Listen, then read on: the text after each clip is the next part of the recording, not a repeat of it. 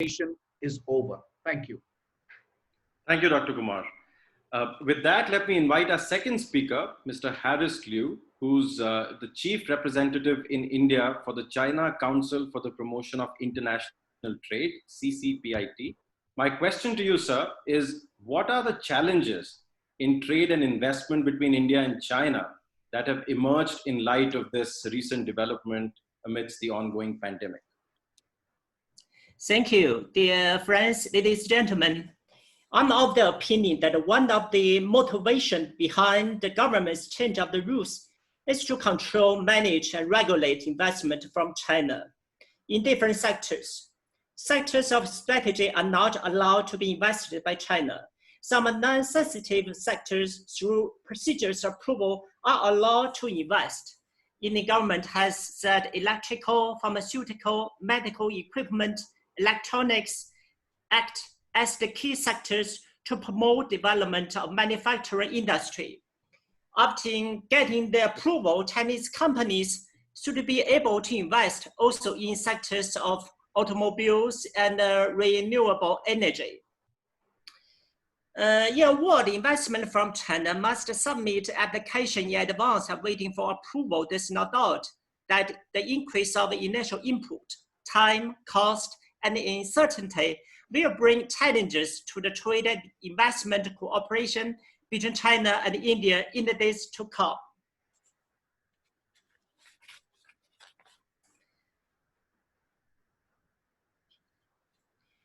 And at the same time, China welcomes Indian investment in China in all sectors except those specified in the negative list. The Chinese government at all levels has given full support and always will. I firmly believe that China welcomes foreign investment, including from India, and there will be no change. Thank you. Thank you very much, Mr. Liu. I'll now invite our third speaker, Ms. Pratibha Jain, who's a partner at Nishith, Desai Associates, is head of the firm's New Delhi office. Given what Dr. Kumar and Mr. Liu just said, I'll add that we desperately need VIP, vaccine, investment, and predictability on both the first. So Pratibha, my question is, what are the major legal implications for India of adopting this kind of a protectionist approach towards valuable FDI? So Ashish, let me not question India's decision making with respect to getting or protecting itself in terms of national security issues and creating laws in that regard, and their decision to consider Chinese investments from a national security perspective. Having said that, I think the way the law was introduced, it's too overarching. Currently, there's no definition. So it's not just that they're curbing investments from China and other neighboring countries. They've said, the words they've used is any investment where there is beneficial ownership from a Chinese citizen or an entity based in China. That has to go for approval route. Now, it's very difficult to ascertain what they mean by beneficial ownership without having defined it. Because even if you own one share indirectly, you could have beneficial ownership from China. And today, the way, with full respect to Dr. Mohan Kumar, we live in a globalized world where the financial investors are, the biggest investors are global investors who have investments pooled from various jurisdictions, including China, and are investing globally, including India. And that's the investment we want. That's not an investment we want to curb. But unfortunately, the wording is so broad that, big private equity investors such as KKR or Warburg Pincus, who have billions of dollars and have been and want to invest in India, might now have to go for approval route unless there is some clarification in this regard.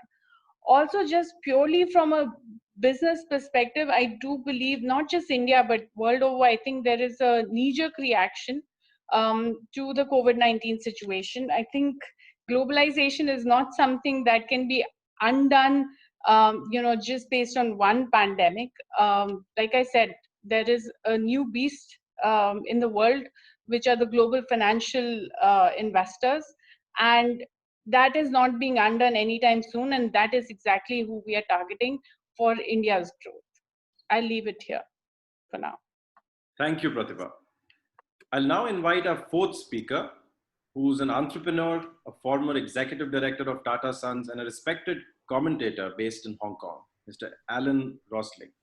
Alan, do you think these developments would reduce the enthusiasm of Chinese investors towards India, many of which are present in this meeting? Thanks, Prof. And very nice to join you this afternoon. Yes, of course it will. What investors need is certainty. Investors need a lack of political risk and a reduction in all the things which might impact their investments adversely.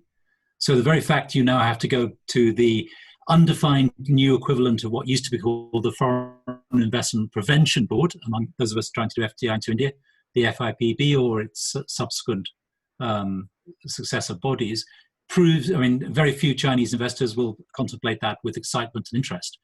I think it's just crazy. So I'm a Hong Kong resident. I will now have to apply for this clearance through whatever system it is to invest in my Bombay-based business where I'm a joint venture partner.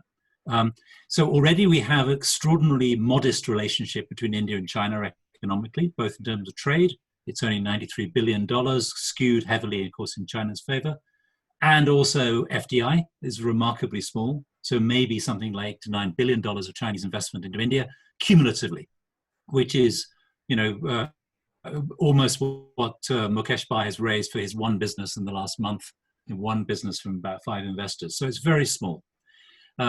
Chinese, as a guy who used to develop Indian investment into China, I know what Harish Ji said in terms of China welcoming Indian investment is not always true.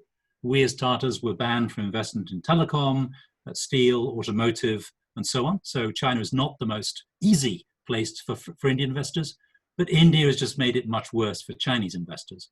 I have to say, I believe that the smaller and newer businesses, the VC-backed and new growth tech businesses, has been one of the bright spots of India-China relations, particularly thanks to Alibaba's path-breaking investment into Paytm.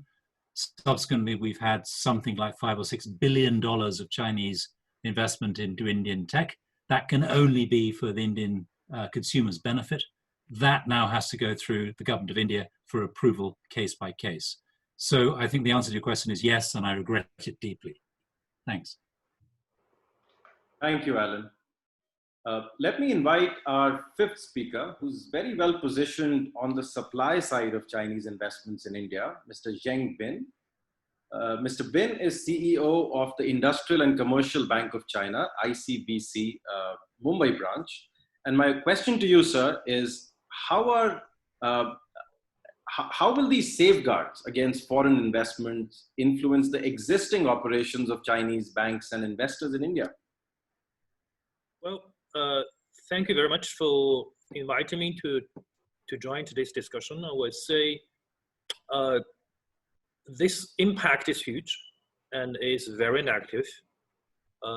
This will lead to a lose-lose situation between China and India. None of us will benefit from this policy.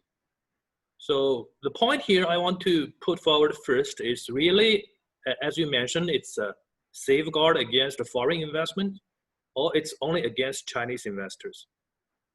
This is a very important question. So I think the panelists, some of the panelists have already speak about it and give me the impression is that most of us has agreed that it's only about China. Because if you look at land-bought neighboring countries, China is the only one who can make investment into India. So then the message conveyed through to the Chinese side is that, Chinese investors is that Chinese investors is at least not welcomed for the time being into India. So certainly Chinese companies who has already been established in India or who are planning their new investment into India, we need to reconsider, at least in near future, whether they should continue or they need to change their plans. And one more point I want to say here is that Chinese investment into Indian, market is not because of COVID. So those who have invested, who are planning making investment, it's just looking at its market. And most of them are greenfield projects, which will bring in a lot of employment to the market.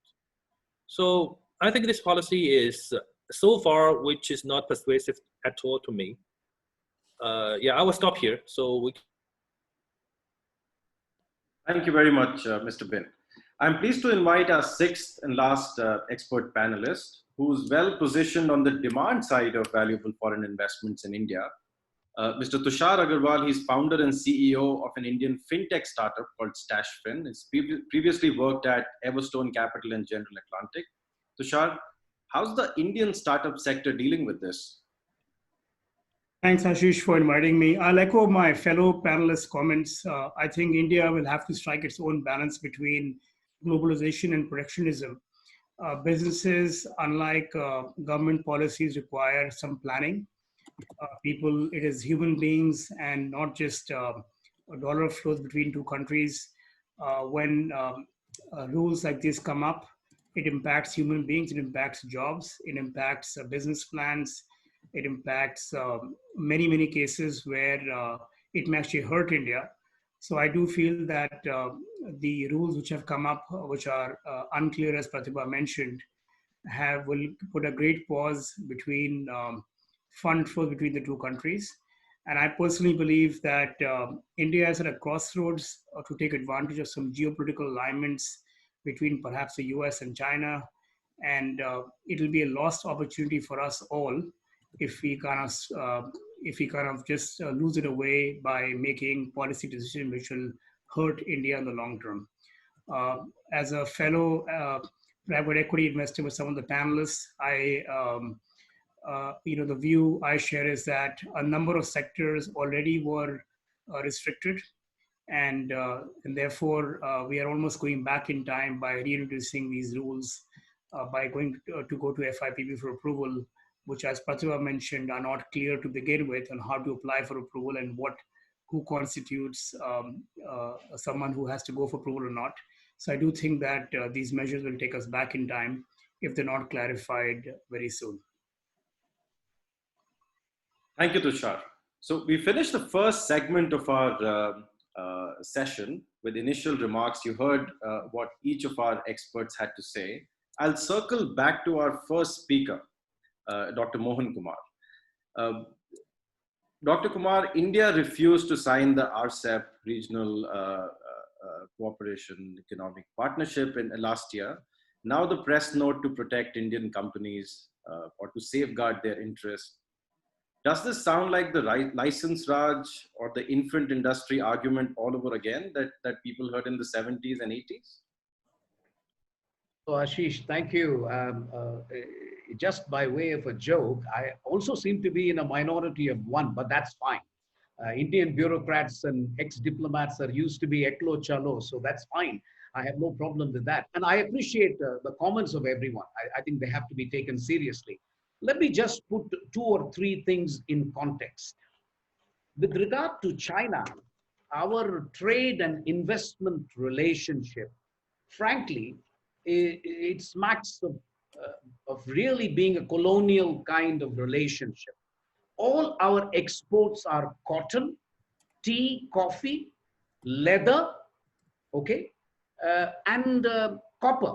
So this is your bulk of exports. Your imports are all capital equipment, electrical machinery, steel, etc., which of course our companies need. I don't deny that.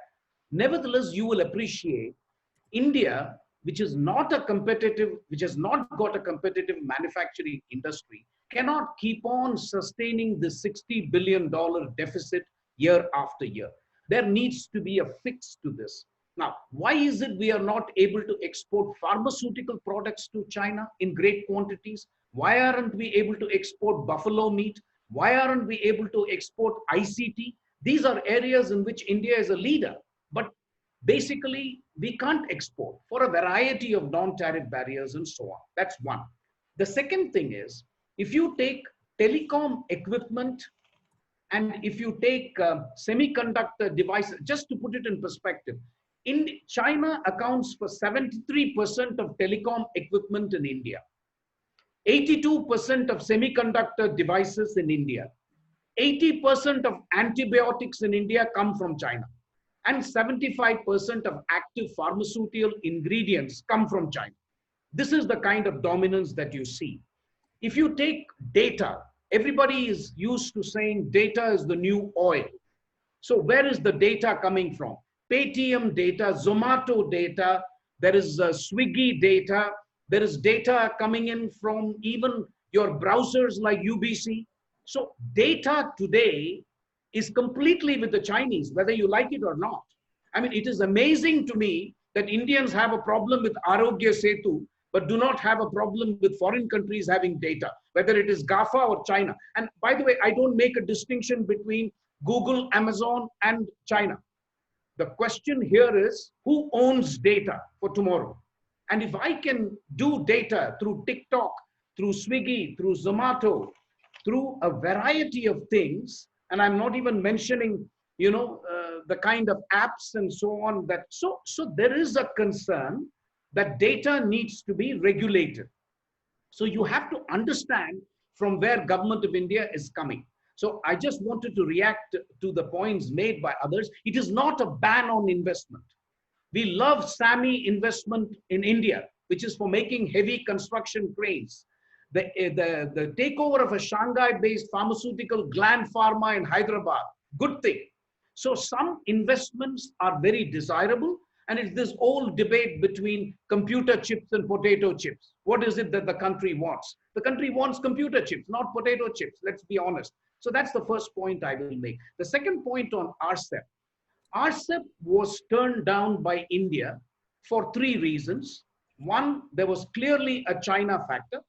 There was clearly, the second issue was actually the non-tariff barriers of ASEAN and China with regard to pharmaceutical products, vegetables, fruits, etc. And thirdly, there were domestic lobbies in India also at work. I readily concede that.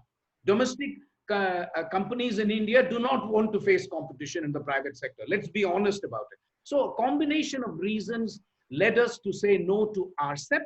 I would finish off this segment, not to take too much time, but I'm happy to come in whenever you want me to come in, because I need to defend the views that I am making. And I'm not saying I'm right and they are wrong. What the others are saying is correct, but I think they are missing the wood for the trees, frankly. Because if data is the new oil, India is going to protect data. Trade and investment is going to become strategic. The era of MFN-based, WTO-based trade and investment is over. That is not going to happen anymore. Every country is going to have a preferential arrangement. So China and India, the relationship is extraordinarily complex.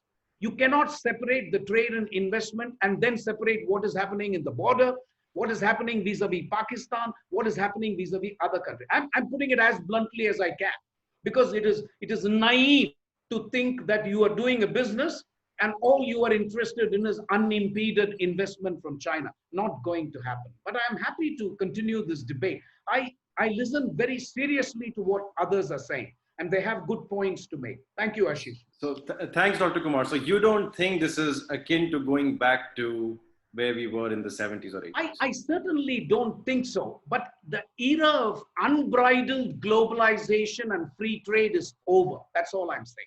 All right. Thank you. Thanks. Mr. Liu, we heard what Dr. Kumar had to say. So he thinks all nations will have some kind of preferential treatment in place. India needs some kind of investments. We don't necessarily look for certain other kinds of investments. What's your response to that? Oh, yes. I think Mr. Mohan, I think his opinion, his point of view is that politics is playing important role in economic trade relationship. What I'm thinking is that the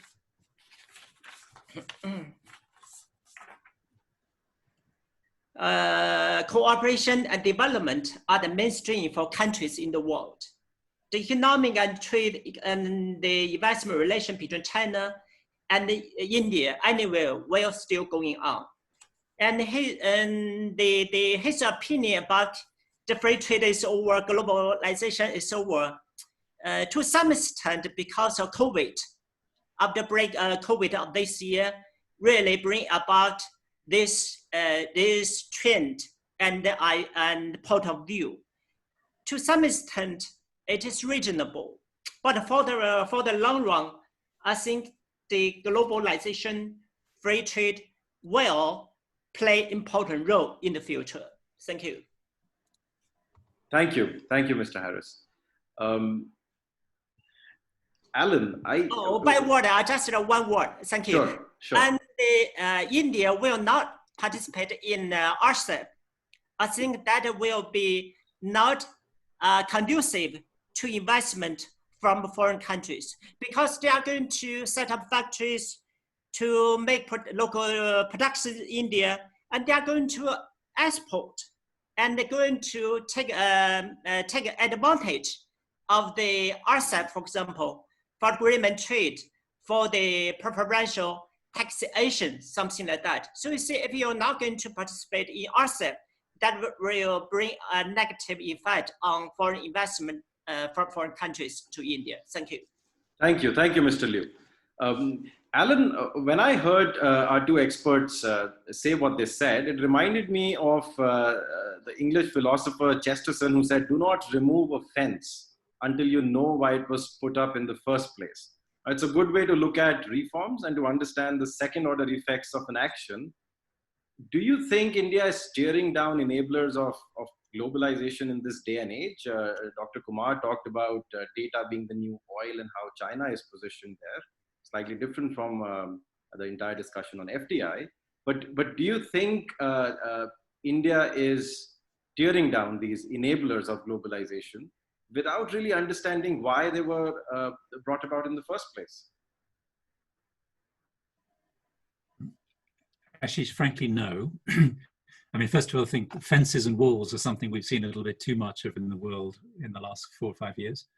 We wanted to pull down the Berlin walls of the world and the economies rather than put up new ones. But I think we've got enough experience in India of what happens when you put walls up. I still am seared by my lunch at Hindustan Motors in about 1979, when they told me that Hindustan Motors would always have a future in India because it was appropriate for India. The car would be, perfect for any conditions. You get the whole family, including Granny and the chickens and everything else in, fix it all over the country. Look what happens when you allow the Japanese in to invest into automotive in India. Hindustan Motors doesn't make cars anymore, but there are millions of cars made in India and they're exported and they create jobs. I do accept Mohanji's point that it should be in India's interest. So what is in India's interest? The first thing I would say is often interests are mutual, particularly in business. The second thing is India needs jobs, because we're going to have, as everyone says, 1 million young people every month coming onto the job market. To do that, we need investment. We particularly need investment in infrastructure. We need technology, and we need exports. And there are reasons why the Chinese don't buy our goods. Frankly, often we are uncompetitive. And the CII has done quite a lot of work in as to why India is uncompetitive in various sectors. There are reasons for it, which again, sometimes come back to government policies. So I think if India's interest is in investment, job creations, and so on, I have no problem with potato chips. If you think of Pepsi, who was one of the first foreigners to be allowed back into the country, what did they do? They invested in potato chips. And they created a supply chain back to Indian farmers because they had to grow potatoes, which produced massive wealth, particularly in the Punjab, and throughout the supply chain, and all the way now through into modern retailing. So Pepsi was the guy who started with potato chips and have created literally millions of jobs in India, maybe not high quality tech jobs very often, but jobs nonetheless. So except in very few technology sectors, and having worked for a prime minister myself, frankly, I'm not convinced that most the arguments around national security hold water, but that's for the government to decide. Apart from national security issues, I think there are very few cases when a government should have a problem with investment. And the experience of the last 40 years is one thing Indian businessmen are very good at is special pleading in Delhi. I mean, I just point to the retail sector, where apparently shops are strategic and of national importance because foreigners are not allowed to go into retail, for the logic which is obviously very clear to everyone on the call. It's around national security as to why foreigners cannot run a shop in India. Thank you, Alan. That was quite insightful. Pratibha, I want to come to you now. Now, apart from national security issues and some sort of pandemic politics playing out, I want to touch on a specific issue within this entire topic. Now, given that Chinese FDI will now be subject to screening, not just in India, but in several countries, I feel there is a key difference. The Western countries, including those who have initiated similar actions in Europe, in Australia, in Canada, they've used special laws for screening FDI to curb any kind of opportunistic takeover. However, India is using its, perhaps its exchange control law to do this for this purpose. Now, do you think that FEMA, the Foreign Exchange Management Act, is the right way to tackle national security? For our participants, FEMA is the Foreign Exchange Management Act enacted in 1999. It's also called as the Exchange Control Law. Pratibha. So that's a very good question, Ashish. Ideally, no. The foreign exchange regulations should limit itself to the purpose it was set up for, which is we have a restriction on capital account convertibility, and we should and we have decided that from a financial perspective, inflow and outflow of capital is something that is going to be monitored by the central bank, and the policy is going to be made in Delhi. So that should be purely financial in nature. And in fact, the government had been considering a law similar to what we have in the US, the CFIUS, which would strategically look at national interests. But I think, unfortunately, because of the pandemic and certain investments that came into the country during that time, everybody got spooked, and something needed to be done quickly, and this was unfortunately a quick fix. So I totally agree on the issue on, India does need to think about its national security, but how we implement these laws I think every time we make a law, we need to think of what its impact is going to be on our economic development, on our the plan that the Prime Minister had of India becoming a $5 trillion economy. Unfortunately, every time something geopolitical, national security, data privacy, all these issues somehow get tied up with getting foreign investment into the country. And that is very unfortunate. Even on Dr. Mohan Kumar's point on data privacy, that should be dealt with the data privacy law. That should not be dealt through curbs on foreign investment. It's very unclear today, the press note that they've come out with, is it a national security issue or is it a financial security issue? Because if it is a national security issue, you would not restrict all investments or send all investments without some amount of threshold of control for approval. Today, control is not there in the definition of beneficial ownership. They basically say if you have any beneficial ownership from any Chinese entity or citizen, then you have to go for approval. Now, that's very overarching, and that's put stymied investments into the country.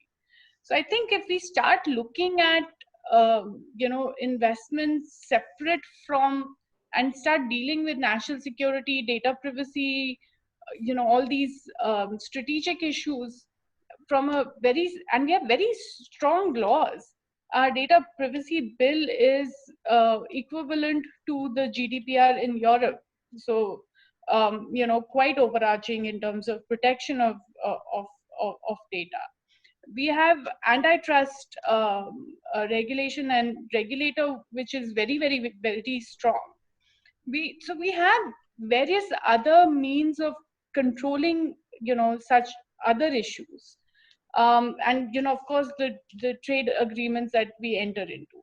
I think we should just start looking at foreign investment as an engine of growth and take very serious note of any amendments we come out with, because every time we change these regulations, we spook investors. And investors, above everything else, want certainty. Thank you, Pratibha. I want to come to Mr. Zheng Bin now.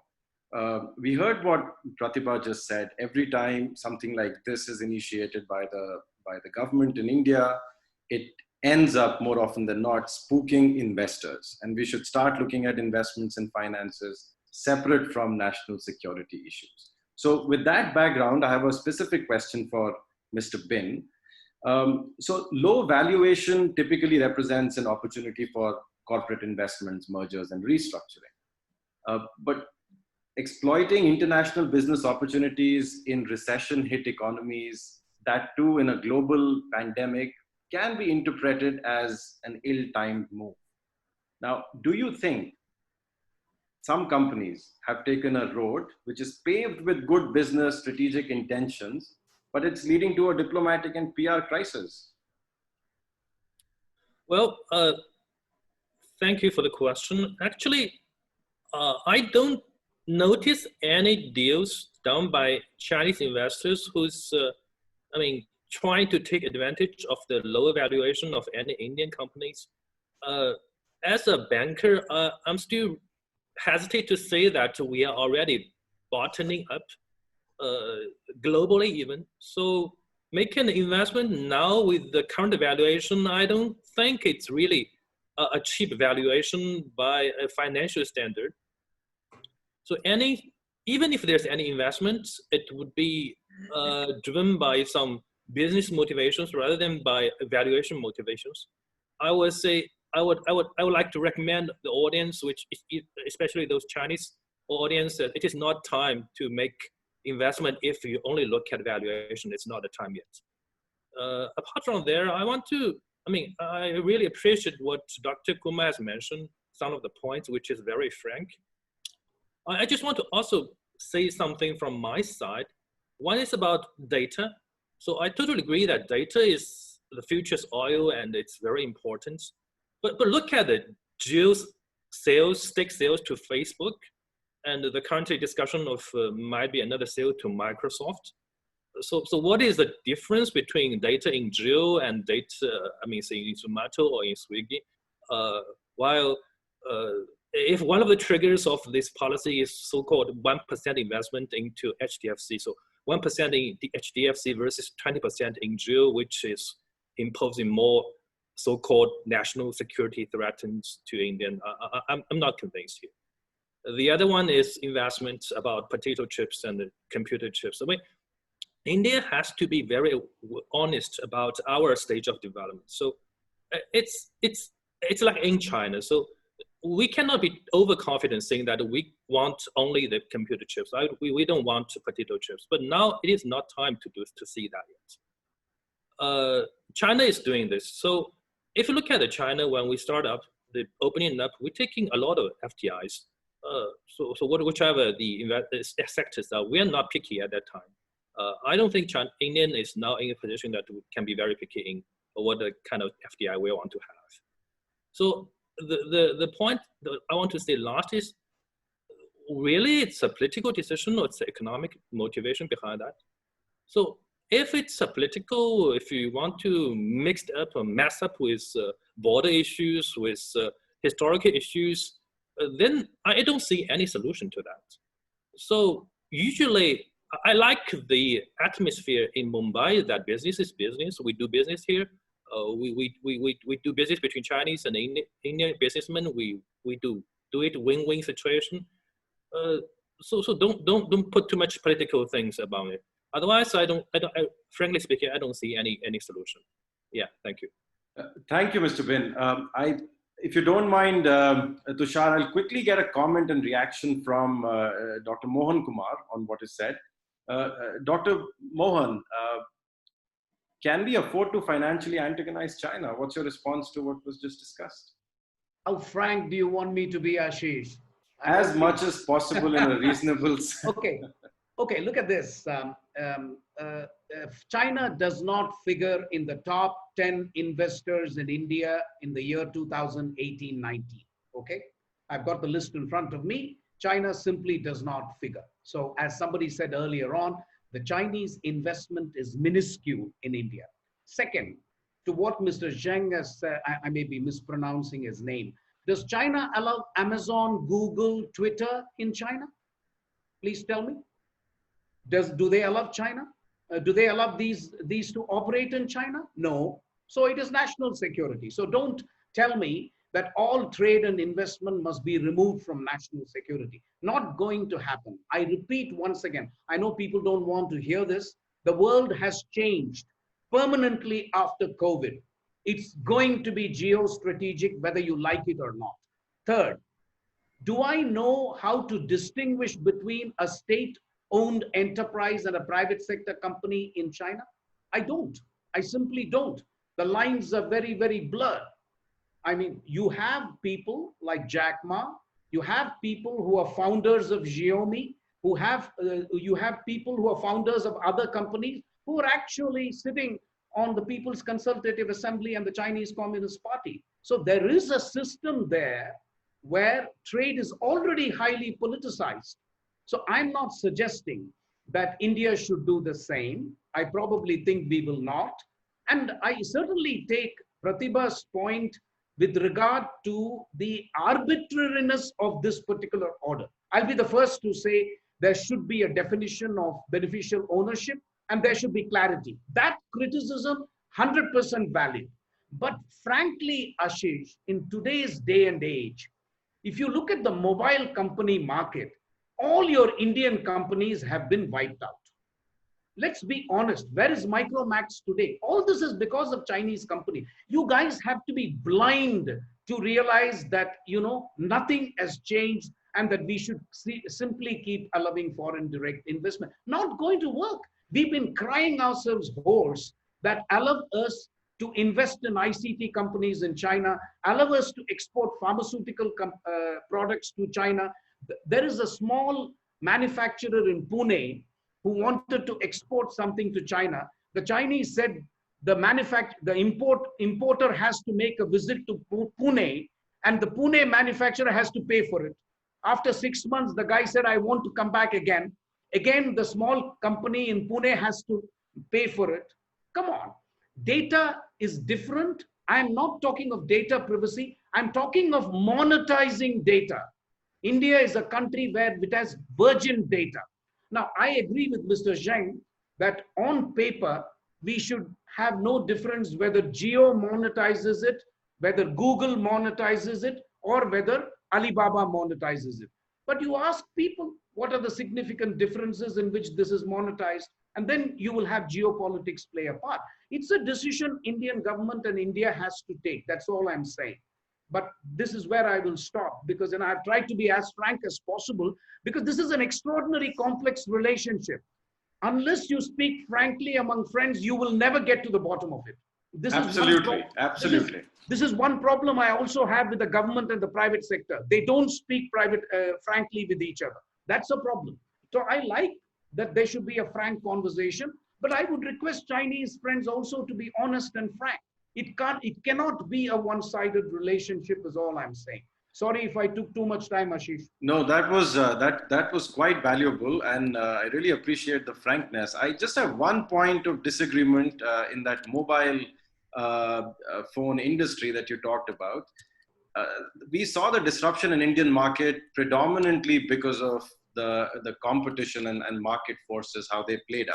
As Alan said, the parameters we need to focus on, creating jobs, investment in infrastructure, bringing the right technology and being able to export. A lot of our homegrown manufacturers or players in the mobile phone, smartphone market were unable to do it on each of these parameters. But I agree with the other points. Sorry for keeping you on hold, Tushar. I want to ask a question on, so India's fascination with the ease of doing business and the rankings around it, I mean, they haven't really served us well so far.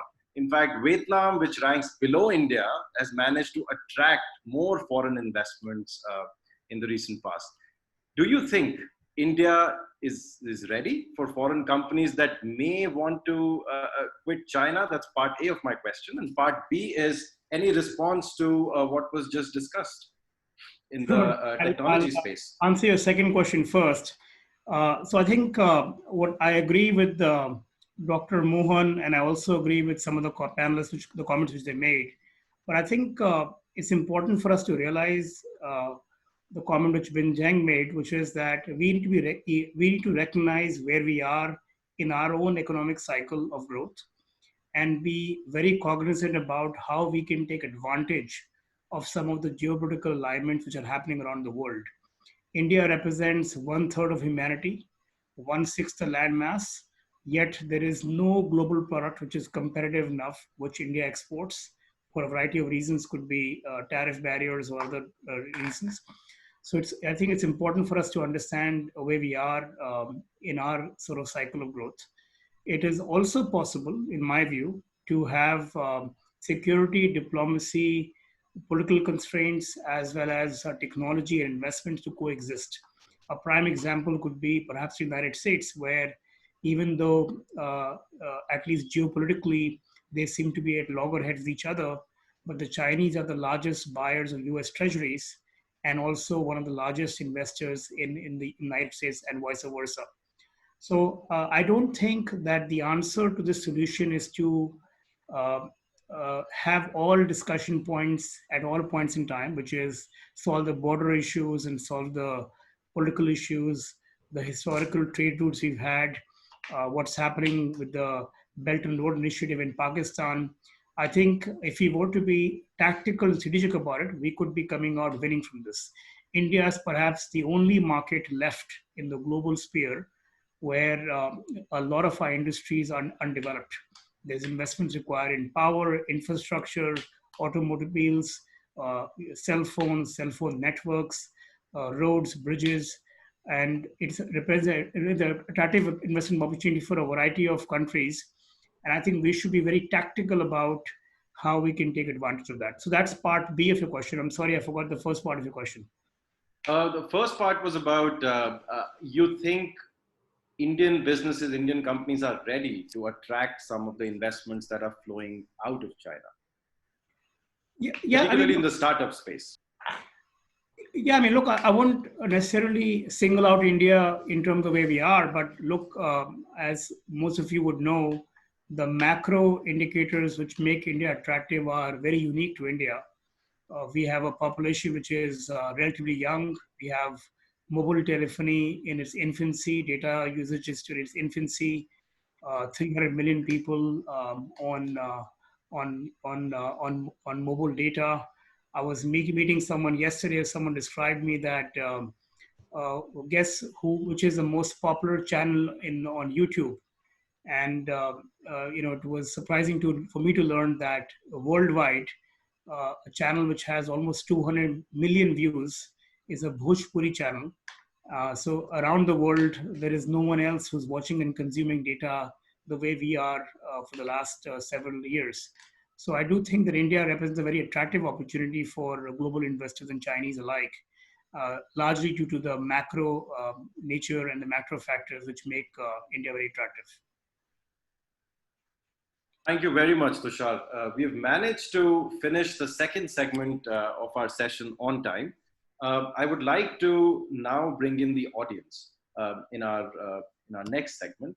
We've already received a handful of questions. I want to start with Alan. Alan, there's a question for you from Professor Yongli Jin. He's a law professor at Renmin University of China in Beijing.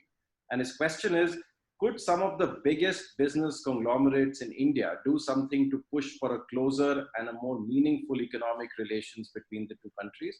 They are well placed and it's a win-win after all. Alan. Well, the answer, as ever, these things is in part, partly true. So there are, of course, business conglomerates and business enterprises and undertakings with some influence with the government.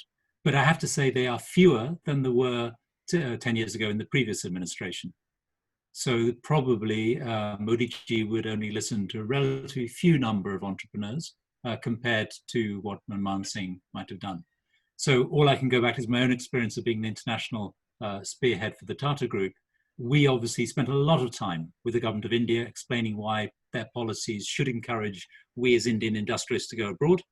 We also spent time with the governments of countries into which we invested, including China. So over the time that I was there, we built a business in China of 10 billion US dollars, starting from 100 million in about 2003. So there were things that we found to do in China. As I said, there were sectors that we would like to enter, and some of those they've now found way in with joint venture with Land Rover, for example, into automotive. But it has to be a joint venture. You can't just invest 100% into a plant in China to make cars. But I think the key point is don't underestimate what Indian business can do. This is what sometimes foreigners used to come to Mr. Tata and say, please call the Prime Minister and tell him that his policy is nuts. And particularly this Prime Minister, for whom influence from industry is probably not as welcome as it has been in the past. Thanks very much, Alan. Before I ask the next question from our audience, I want to bring in the poll question one more time. First two segments. I would like to run the poll question again and see how many have really changed their mind. The poll question is, economic relations between India and China will become worse due to COVID-19 pandemic? Yes or no? Please answer by clicking on the red and the green button available on Zoom rather than typing it on the chat window. Thank you. The next question that we have is for Mr. Zheng. It's from Mr. Zubin Sharma. And he wants some kind of an assessment between similarly situated countries in India, so India, Mexico, Vietnam, and who seems to be a good contender for pulling businesses that will be leaving China. Well, if businesses are in fact leaving China, which is not entirely certain. Yeah. Well, this is actually one of the points I just intended to cover, but did not have time. Because I want to say that there's a misconception by some of the Indian friends, especially in the political world, saying that Indian market is indispensable to Chinese capital, Chinese investors. And then even if some of the barriers are set, Chinese are destined to come to India and make investment. But it is not the truth.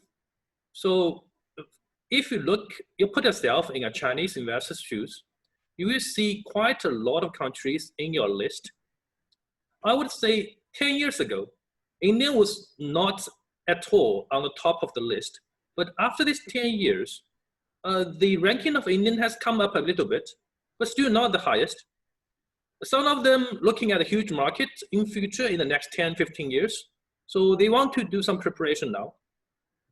So I would say with this policy, more and more Chinese companies will come to think about, say, countries like Vietnam or Southeast Asian countries, or even, as you mentioned, in some of the Latin American countries, or even African countries as well.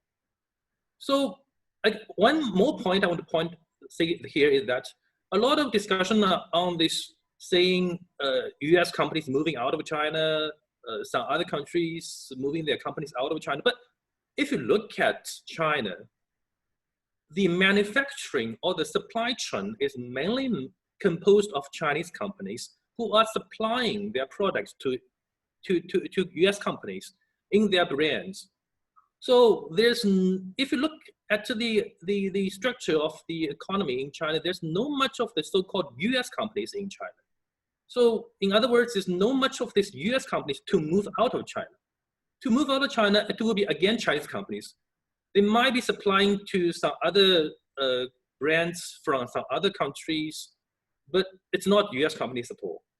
So I would say by doing this FDI policy, Indian is disadvantaging yourselves.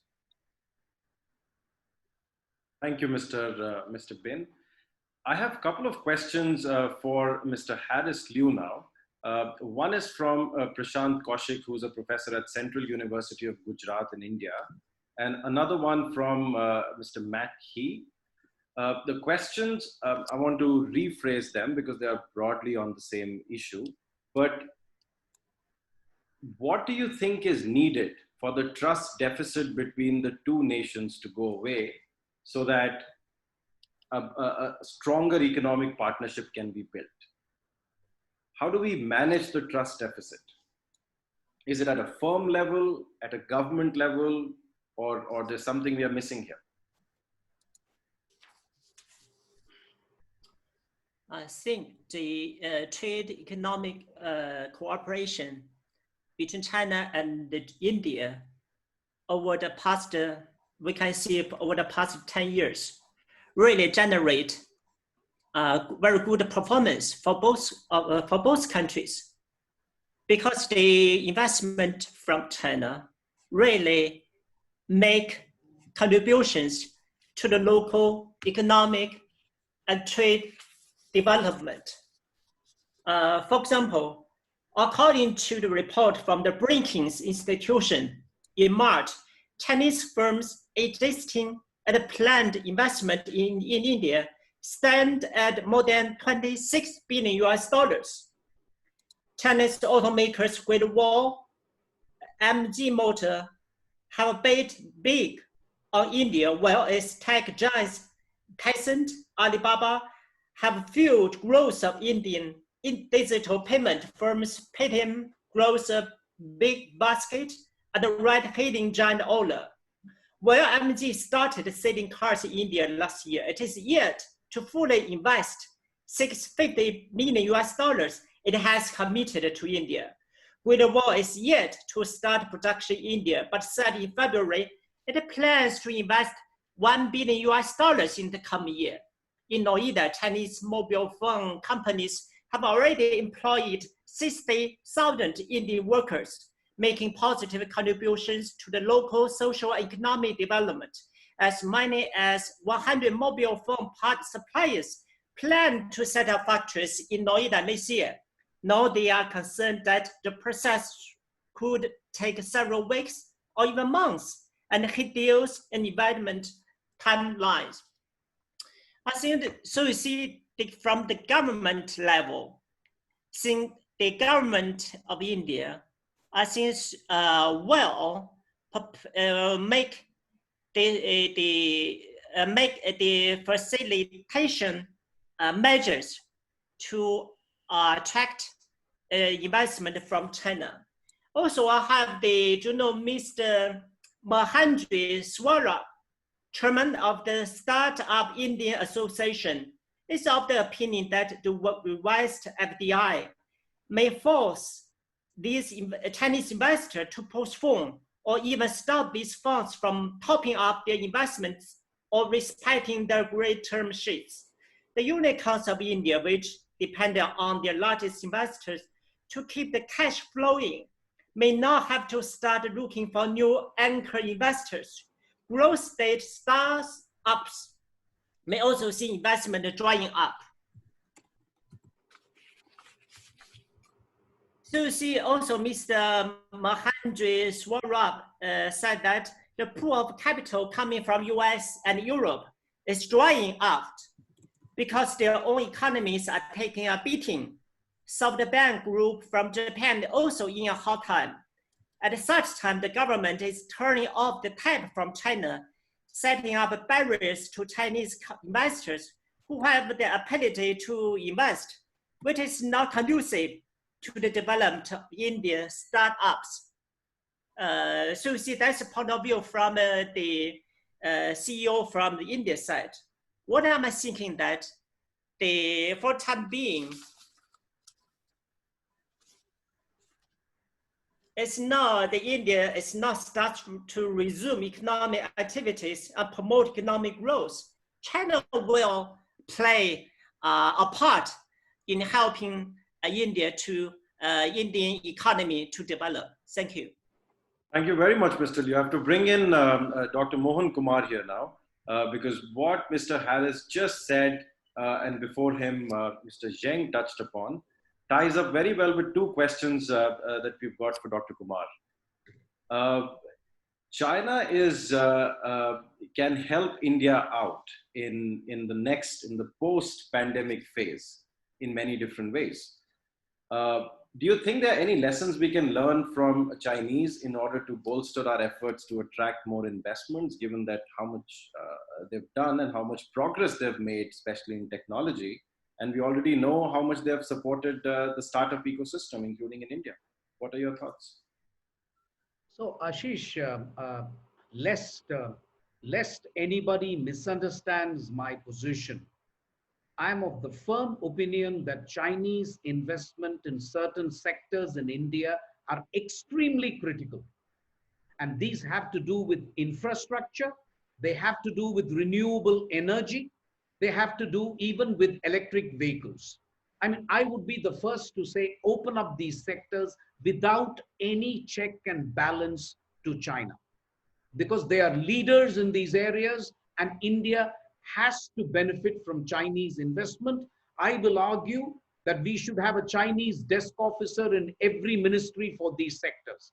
Intimate these sectors to China and say, we're going to welcome you with open arms, really. So the answer to your first question is yes.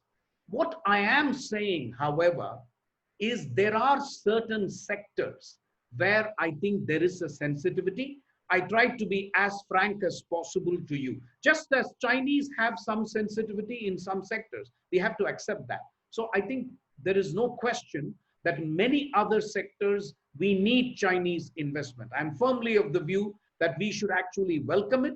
For the sake of transparency, tell the Chinese that these are the sectors in which you don't have to consult the government. I think we need to do that, frankly. That's what I would do if I was a policymaker. Lessons from China.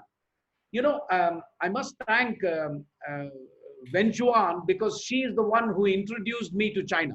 She and her husband received me, and that, can you believe it, 36 years in the foreign service, I never went to China.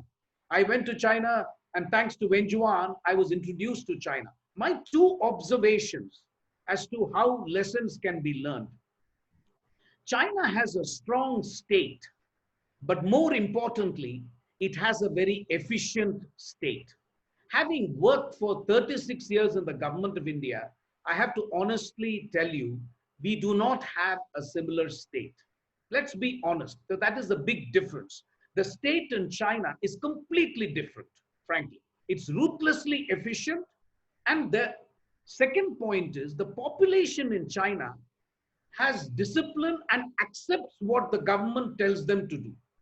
Now, you know the situation in India, and I'm going to stop there because frankly, you are comparing apples and oranges. It's a completely different political system. We have to accept that.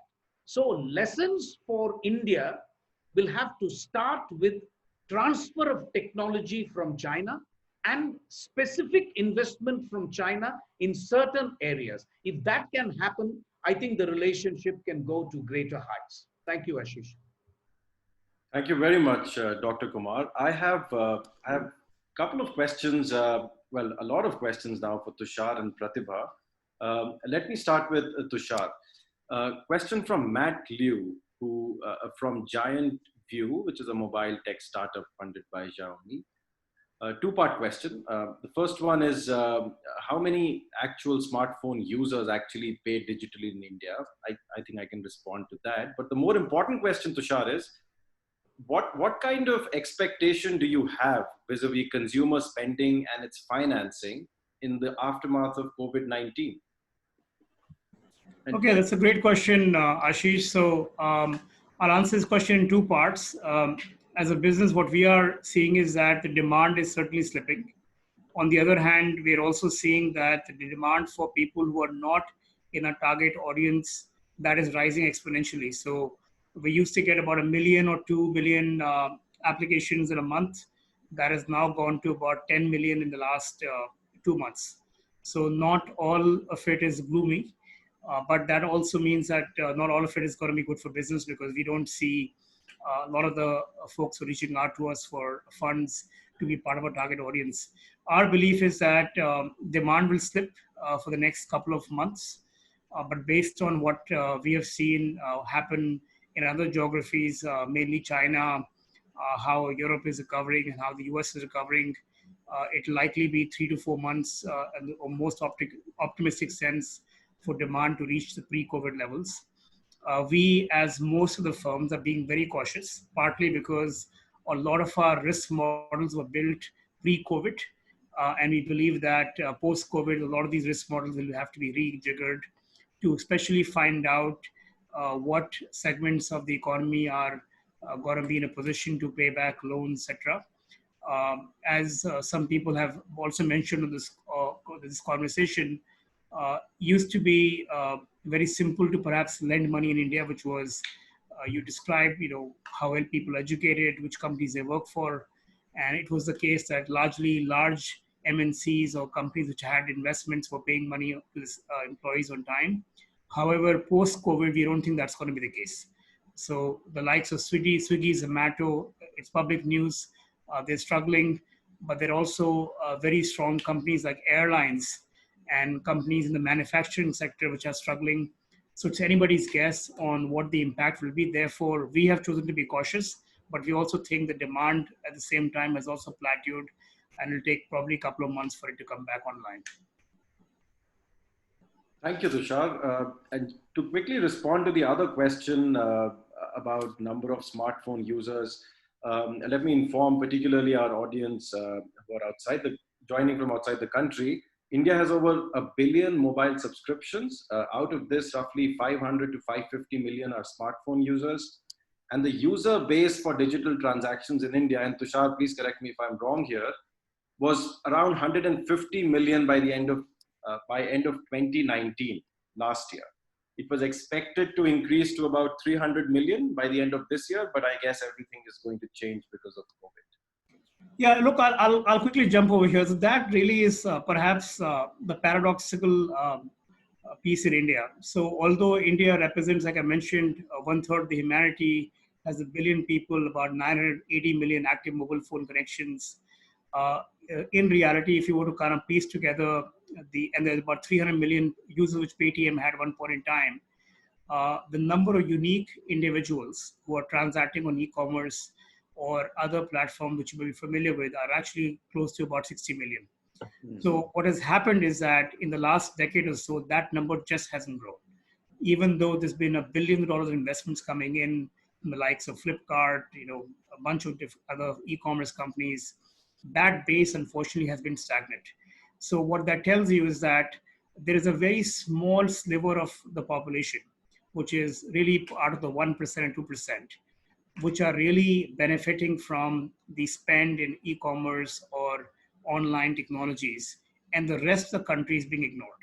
And therefore, it's an important opportunity for entrepreneurs and for business people and investors to recognize that there is, despite the headline news of certain sectors of the economy being taken over by Chinese companies or Indian companies, there is a very, very wide market of India which is still open, which is almost 1 billion people. So this is a very, very small sliver of base. So Western or perhaps Chinese or other models which have worked well in the West do not work well in India. So there is a real compelling opportunity for homegrown entrepreneurs to build business models which are relevant for India, and for which they likely will require investment, whether it's Chinese or overseas, because India, as some professors have pointed out as well, just doesn't have the capital or the money to fund these investments, be it in e-commerce, be it in technology, or be it in infrastructure. Thank you, Tushar. So India needs investments. There is a considerable appetite. There's a large untapped market for investments. So with that, I want to turn to Pratibha. There are a number of questions, Pratibha. Let me start with a broad one first.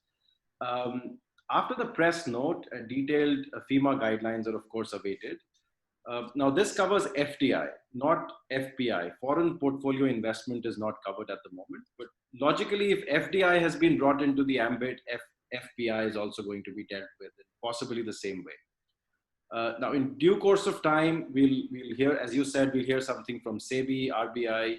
SEBI, for our viewers, is the Securities and Exchange Board of India, and RBI is the central bank. Pratibha, the question is, do you think Government of India's key concern at the moment could be valuation at which investments are coming in? Thanks, Ashish. Can I just, before I go into the technical question, just respond to some of the comments that were made? Yes, please. It really saddened me to hear that, we want transfer of technology from China. Ideally, we should have developed our economy to that level. India and China were not that far off, a couple of decades ago. And to be in a state where we are saying we want technology transfer from China really, really saddens me. I think, our bureaucracy, unfortunately, and, since we are being frank, and Dr. Mohan Kumar asked us to be frank, we've really shot ourselves in the foot by our policies. Lessons to be learned from China is simple. You need economic growth. You need to pull your people out of poverty. You need to be at a stage where the world will take you seriously. And unless, we have that level of economic growth, issues such as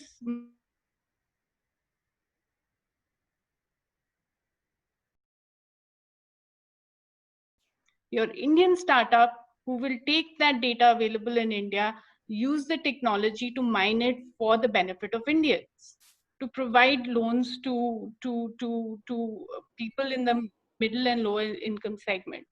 What are we doing? We are tying their hands with regulations that are overarching and lack of capital availability in the country.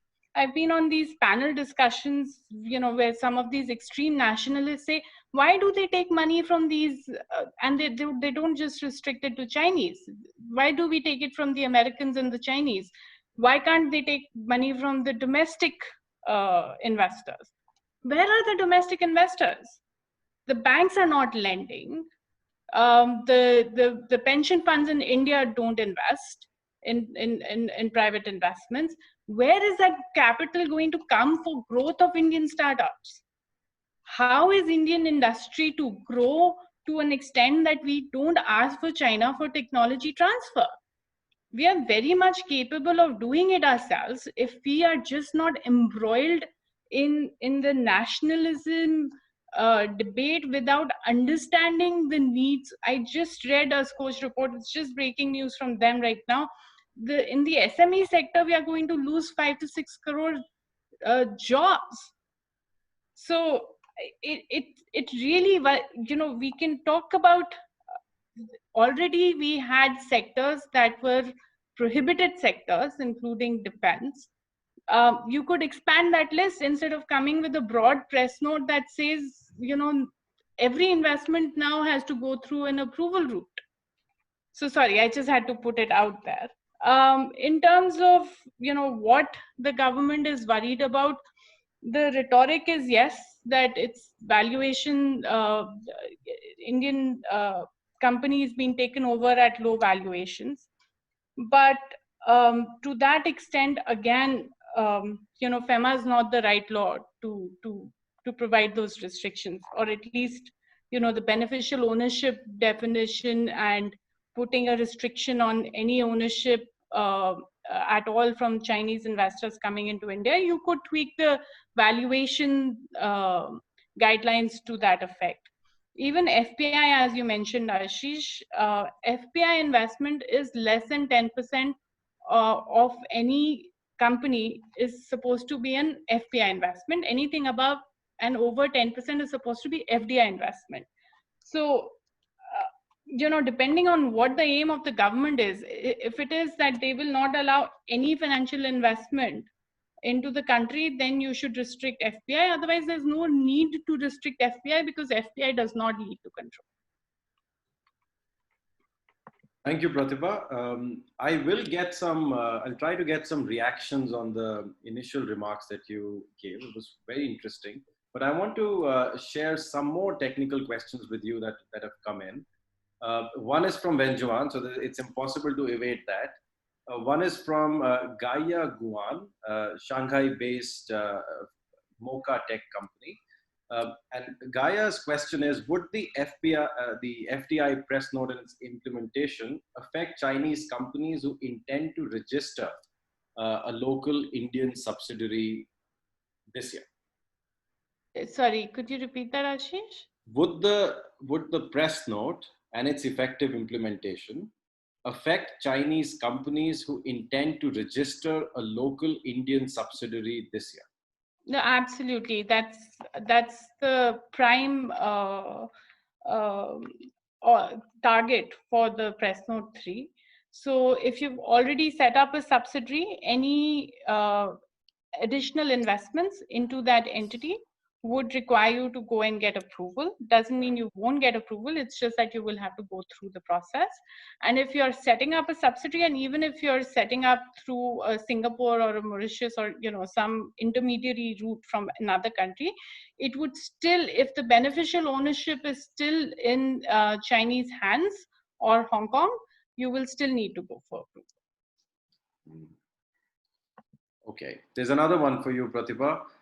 Has any, and this is from Benjuan, two-part question, has any expedited process been specified for greenfield investment? Do you see that on the horizon? That's part A. Part B is, what about automatic FDI in Indian companies coming from other countries, Singapore, Mauritius, or other parts of Asia?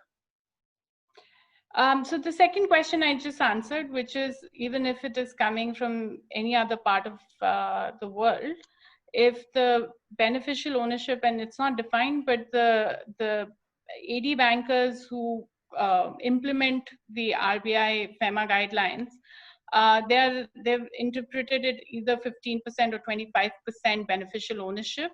So if there is 15 or 25%, up to 25% beneficial ownership in any investor investing into an Indian company is in Chinese hands, then you will need to go for approval, irrespective of which jurisdiction you're coming from. With respect to greenfield investments, it's a very good question. Again, it's a sector that India keeps saying that it's important that we are setting up factories. We have said we are investing in infrastructure. All of that should be welcome. And in fact, we recently were advising a client on going to SEBI and asking for creating a specific window for those investments. But nothing as of today that we are aware of. All right. Unfortunately, nothing as of today. I have another. I quickly want to share, because we have a lot of participants from China. Well, there has been no official word from the Commerce Ministry or the External Affairs Ministry on Chinese investments in greenfield projects. The CEO of Niti Aayog, which is the policy think tank of the government of India, the CEO is Mr. Amitabh Kant. He said something very interesting last month in a televised interview on CNBC. He said, and I quote, "India still welcomes investment from everywhere, including China. We realize that India needs equity and FDI. If China comes in with greenfield investment, we would welcome that. All Chinese companies manufacturing in India should continue to do so." So that's something I wanted to add, quoted by Mr. Amitabh Kant, CEO of Niti Aayog. Now I want to very quickly, we still have about 10 minutes left. I want to come back, I want to get some reactions on what Pratibha said. Pratibha is saddened by the fact that we need to think about tech transfer from China and due to, and some kind of continued absence of domestic investments. And I'd like some reactions on that. Alan, how would you help me ensure that Pratibha doesn't leave sad after this discussion? Well, Ashish, I think she is right to be sad. A few years ago, I wrote a book on entrepreneurship in India based on 109 interviews with Indian entrepreneurs. And I had a couple of critical conclusions and concerns, partly about government policy, partly about the behavior of VCs. But the biggest failure of Indian business, and this is not just entrepreneurs, frankly, it's also Tatas and large companies, is the lack of innovation. And if you close markets and if you make the incumbents powerful, you won't get innovation. One of the key differences between the Indian entrepreneurship scene and that in the US or even in China is the lack of connection between entrepreneurs, VCs, and universities and science bases. So India, I think, has got some amazingly powerful and prominent researchers, but they are not connected to industry and job creation in the way that their equivalents in the US or China would be.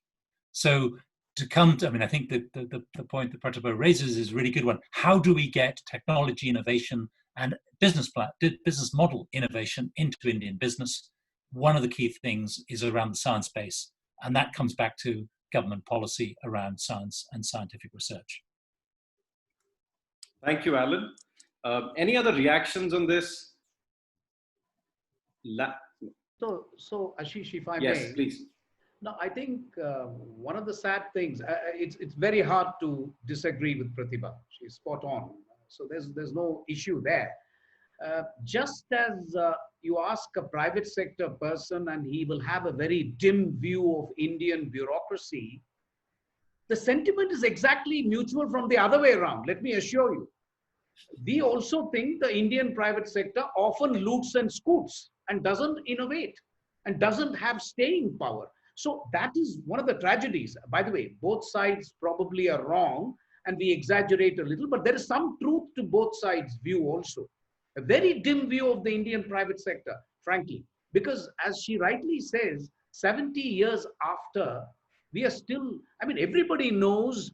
I remember in 1975 from my school in Kendriya Vidyalaya, somebody was to go to China. I was chosen as a good student to go, and I was shattered when I wasn't able to go. But my teacher came back and said, listen, there is nothing to choose between India and China. It's a poor country like India. You haven't missed much. This was 1975. Look where China is now. So let's be honest that there is a certain ecosystem which promotes technology transfer. There has been an element of coercion in the Chinese system to technology transfer. This has also got to be accepted. It is not as if the Chinese state made a laissez-faire thing that each one can do what they want. India is too much of a laissez-faire. So there is something to be learned from their system as well, that if there is an FDI that comes in, we must also try to transfer technology or acquire technology. So there has been a failure on multiple fronts, but it's, as Alan and Pratibha have said, it's very hard to disagree with the proposition that we should now not be thinking of technology transfer, but I suppose better late than never. That's all I wanted to say. Thank you. Thank you, Dr. Kumar. Tushar, I really want a quick reaction from you. It's, I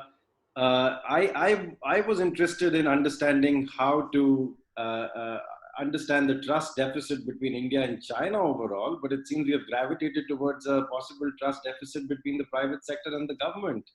Now, if there is a lack of innovation, how do we push our frontier technologies, fintech, for example, forward? What is it that would help? Look, so I won't be qualified to necessarily remark on the challenges or the opportunities of private sector and collaboration with the government. I think it's a topic left for another discussion. But in purpose of our sector, which is an NBFC regulated sector, I think frequent rule changing certainly is not good. The regulated entities, like as you may remember or know, is require future planning. So whenever capital inflows get impacted, the next question would be, some other country may think, well, am I next in the list? So I think that is probably one thing which the government should not do. But I think there are also opportunities for collaboration. So I think, as Professor Kumar mentioned, India is one of the few countries in the world which has a lot of data, but that data is not democratized. If I were to go apply for a loan or apply for a bank account, I'll have to submit the same information to the passport office, to the office to get a gas connection, to get a mobile connection. Is there a way for us to get all the data democratized so companies can take advantage of that? There are avenues like digital locker, etc., which the government is popular, but they haven't really been put to use.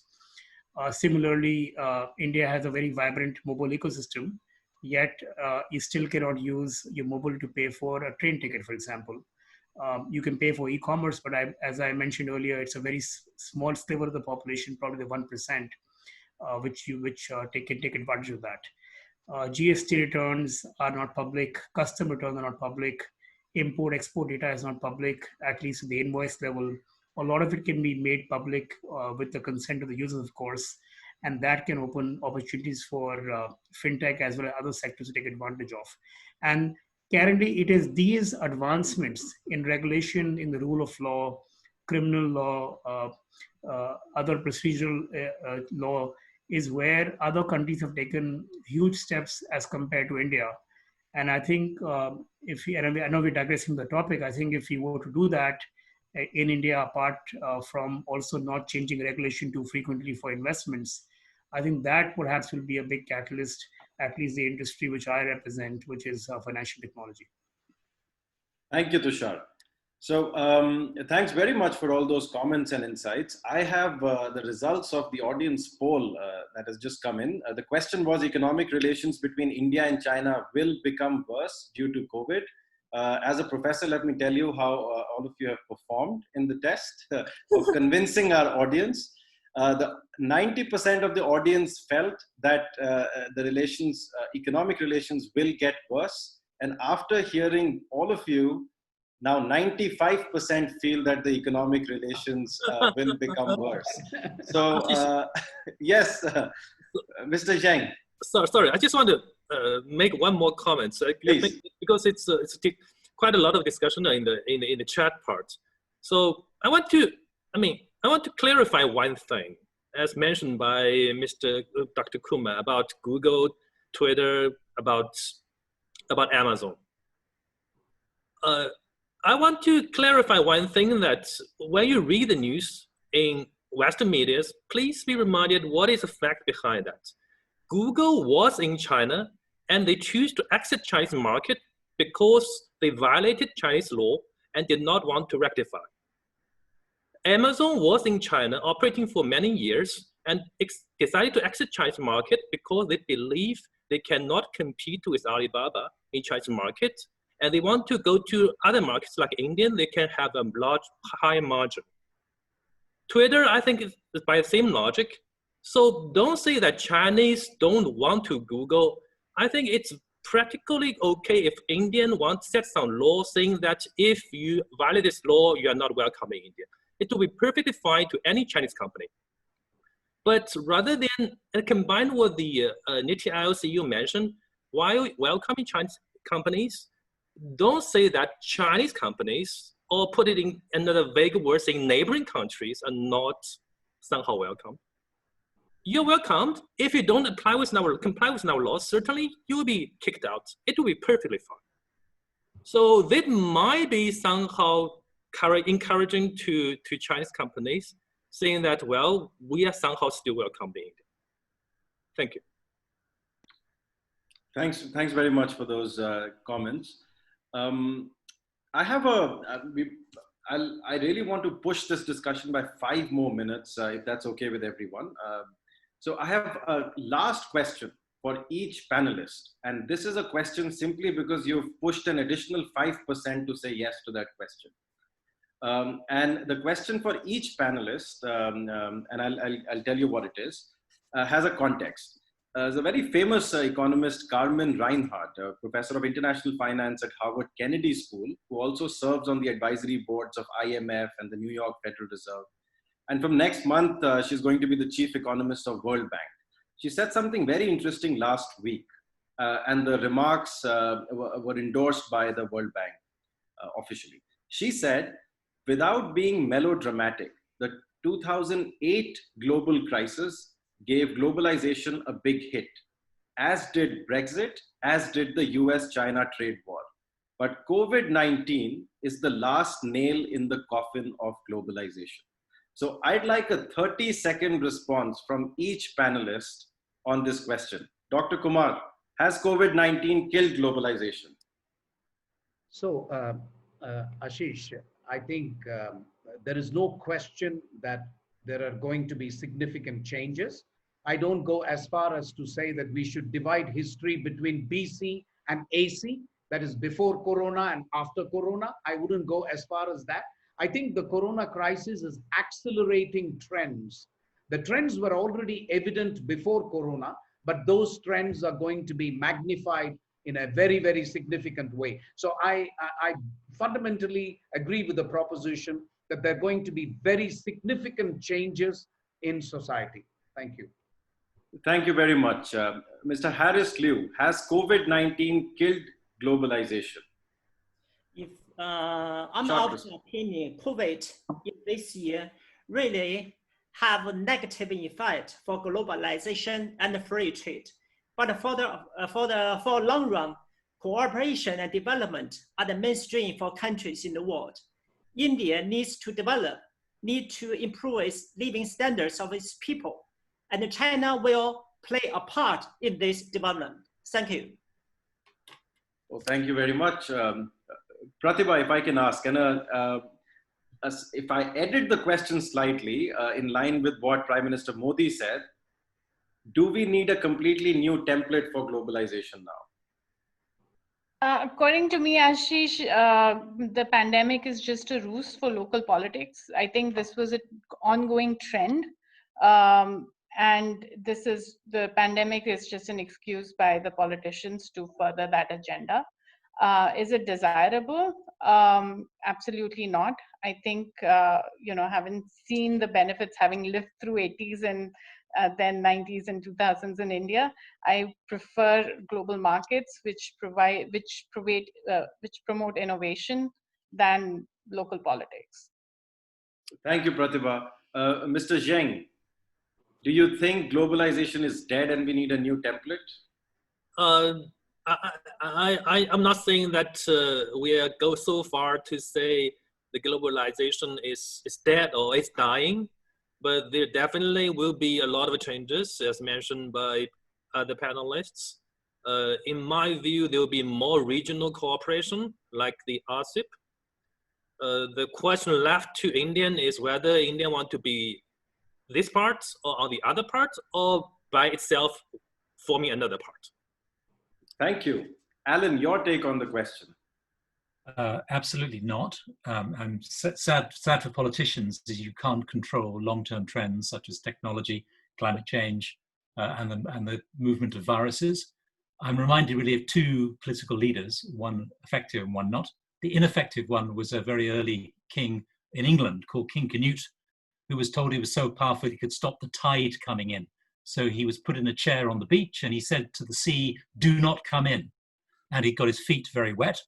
So you can't stop the forces. The second thing I would say is remember what Deng Xiaoping said. He said it does not matter whether the cat is black or white as long as it catches mice. So frankly, the nature of capital is anonymous as long as it produces job creating and wealth creating investment.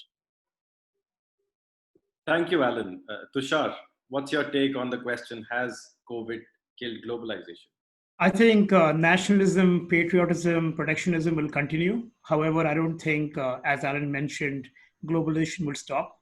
The trends behind globalization were not political. It was demographic. The changes are far too big for any politician or one country to stop. 48% of the US will be Black and Hispanic. 700 million Indians will demand better services. And it will not be for any government to be able to stop that. So I don't think Corona would stop globalization. Thank you, Tushar. So I've just realized that we had a lot of comments coming in the chat window and questions, which we obviously we can't take up anymore. But Wenjuan and I will work on preparing a short summary of this. Maybe we collate all the comments and questions and we'll share it with the speakers and the participants.